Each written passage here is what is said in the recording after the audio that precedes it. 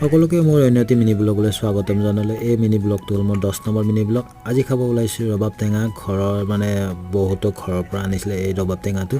বিৰাট মিঠা একদম।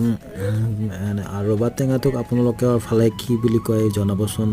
আমাৰ ইয়াতেতো ৰবাব টেঙা বুলি কয়।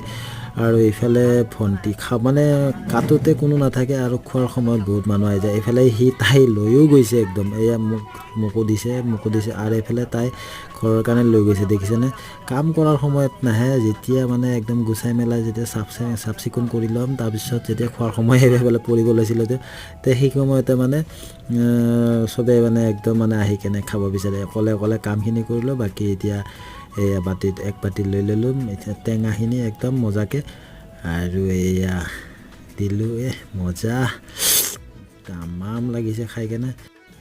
তো এইফালে কাটি আছে বয়ে কোমোৰা। তো আজি ভিডিঅ'টো এইখিনি শেষ কৰিলোঁ। Bye bye.